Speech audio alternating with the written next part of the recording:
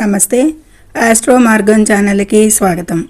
నా పేరు Vijayalakshmi, Vedic and KP astrologer.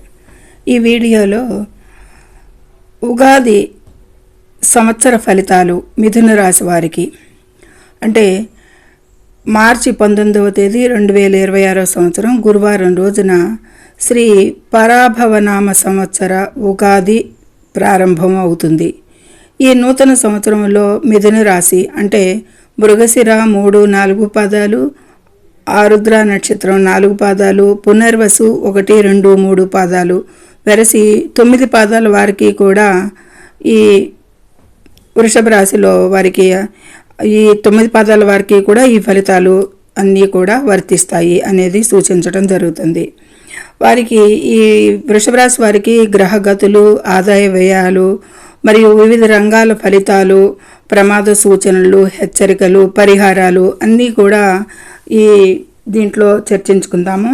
మిథున రాశి అధిపతి బుధుడు. ఈ బుధుడు మేధస్సుకు చెప్పటం జరుగుతుంది. ఈ వాక్కు, మేధస్సు, కమ్యూనికేషను, సంబంధాలు వీటన్నిటికీ కూడా ఇది వాయుతత్వ రాశి కాబట్టి చాలా యాక్టివ్గానే ఉండటం జరుగుతుంది అనేది సూచించవచ్చు. శాస్త్రంలో చెప్పబడుతుంది వాయుతత్వ రాశి ఈ కారకత్వాలు ఇలా ఉంటాయి అనేది. ఈ సంవత్సరంలో ప్రథమంగా సంవత్సర ఫలితాలు చెప్పేటప్పుడు 4 గ్రహాలను తీసుకోవటం జరుగుతుంది. శని, గురు, రాహు, కేతువులు. వాటి సంచారాల వివరాలు తెలుసుకుంటూ ఇక వివిధ రంగాలలో ఫలితాలు కూడా తెలుసుకునే ముందు కొంచెం పంచాంగ వివరాలు, ఆదాయ వ్యయాలు వివరాలు కూడా పంచాంగం ప్రకారం తెలుసుకుందాం. ఈ సంవత్సరం శ్రీ పరాభవనామ సంవత్సరంగా పిలువబడుతుంది.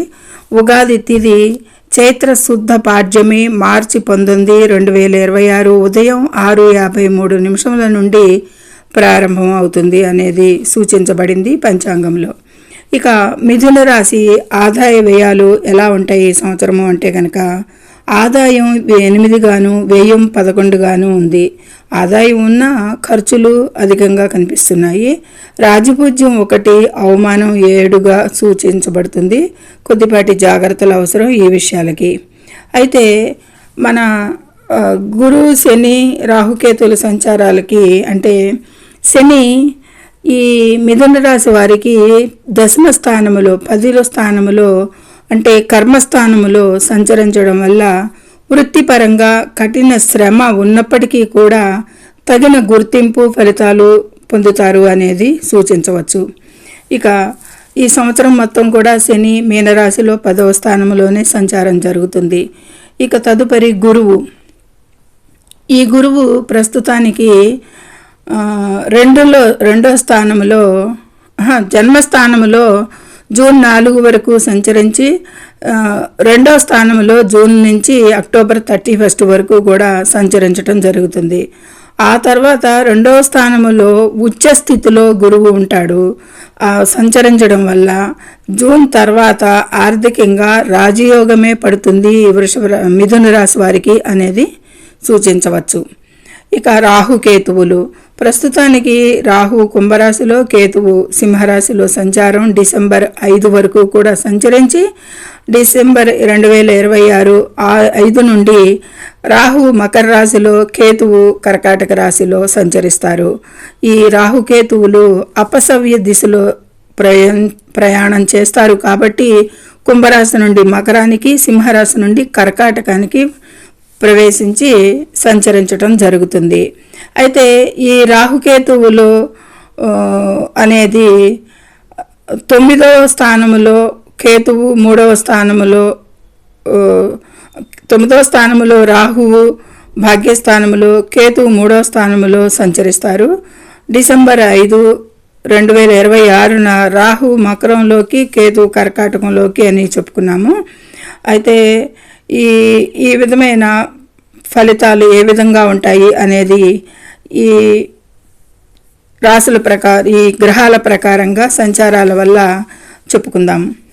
ఆర్థికంగా ఫైనాన్షియల్గా చూస్తే కనుక జూన్ తర్వాత ఆదాయం గణనీయంగా పెరుగుతుంది అనేది స్పష్టంగా గోచరిస్తోంది గోచారంలో.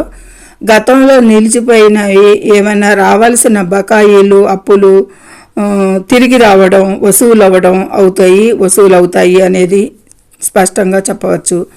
ఇక కెరీర్ పరంగా చూసుకుంటే ఉద్యోగస్తులకి ప్రమోషన్స్ ఫిబ్రవరి జూన్ మధ్య వ్యాపారులకు ముఖ్యంగా రియల్ ఎస్టేటు మరియు హార్డ్వేర్ రంగాల వారికి లాభసాటిగా ఉంటుంది ఎక్కువగా అనేది కూడా సూచించవచ్చు. ఇక ఆరోగ్యపరంగా ఈ మిథున రాశి వారికి సాధారణంగా అయితే బాగుంటుంది. అయితే జూన్ వరకు ఆహార నియమాలు పాటించడం చాలా శ్రేయస్కరంగా సూచించడం జరుగుతుంది. తల్లిదండ్రుల ఆరోగ్యంపై ప్రత్యేక శ్రద్ధ కూడా అవసరంగా సూచిస్తోంది గోచారంలో. ఇక విద్యాపరంగా విద్యార్థులకి ఏకాగ్రత అయితే చాలా పెరుగుతుంది. ప్రతిష్టాత్మక సంస్థల్లో వీరికి సీట్లు లభిస్తాయి.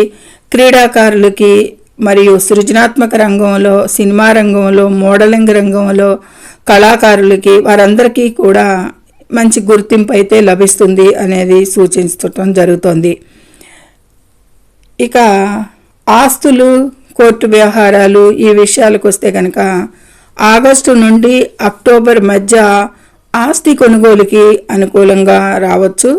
కోర్టు వ్యవహారాల్లో జాప్యం జరిగినప్పటికీ కూడా అంతిమంగా అనుకూలత ఉంటుంది అనేది మిథున రాశి వారికి గోచరిస్తోంది.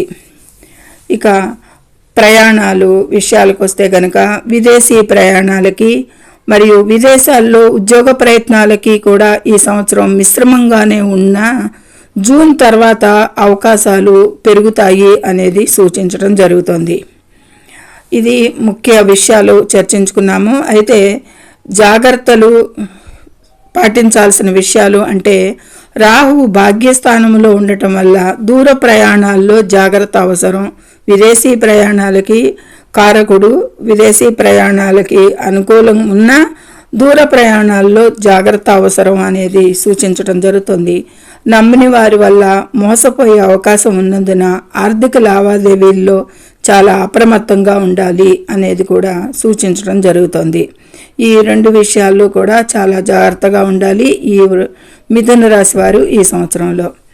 ఇది ఈ క్లుప్తంగా సంవత్సర ఫలితాలు చెప్పుకున్నాము. అదే మాస ఫలితాలలో అయితే చాలా ఇంకా దగ్గరగా క్లోజ్గా చాలా విషయాలు ఇక్కడ 4 గ్రహాలను మాత్రమే తీసుకుని చెప్పటం జరుగుతుంది. అక్కడ మాస ఫలితాలలో 9 గ్రహాలు ఫలితాలు కూడా చెప్పుకోవటం, ఇంకా మాస ఫలితాలలో దగ్గర ఫలితాలు ఇంకా చెప్పుకోవచ్చు అనేది సూచించడం జరుగుతుంది. ఇక పరిహారాల విషయానికి వస్తే ఈ మిథున రాశి వారు ఈ సంవత్సరంలో ప్రతి శనివారం శనీశ్వరుడికి తైలాభిషేకం చేయడం చాలా శ్రేయస్కరం. గురుబలం కోసం అయితే కనుక దక్షిణామూర్తి లేదా దత్తాత్రేయ స్వామిని ఆరాధించండి. ఇక రాహుకేతు ప్రభావాలు తగ్గటానికి దుర్గాదేవి స్తోత్ర పారాయణం చేయడం చాలా ఉత్తమం, చాలా మంచిది అని సూచించటం జరుగుతుంది. ప్రతికూల విషయాలకి తగ్గుముఖానికి అనేది సూచించటం జరుగుతుంది. ఇది మిథున రాశి వారికి ఈ విధమైన సూచనప్రాయంగా సూచించిన ఇవన్నీ గోచార అంచనాలు. జన్మ జాతకం నుండి కూడా కొద్దిపాటి మార్పులు, ఇంకా లాభదాయకంగాను కొందరికి శుభాశుభ ఫలితాలలో కొద్దిపాటి మార్పులు అయితే జన్మ లగ్నాన్ని బట్టి దశ దిశలు వేరుగా ఉంటాయి, అక్కడ గ్రహస్థితులు వేరుగా ఉంటాయి. కాబట్టి కొద్దిపాటి మార్పులు అయితే జరుగుతాయి. ఈ గోచర అంచనాలు మాత్రం స్థిరంగా చెప్పటం జరిగింది. సర్వే జనం సుఖినో భవంతు. నచ్చితే లైక్ చేయండి, షేర్ చేయండి, కామెంట్ చేయండి. ముఖ్యంగా సబ్స్క్రైబ్ చేసి లైక్ చేయగలరు. ధన్యవాదములు.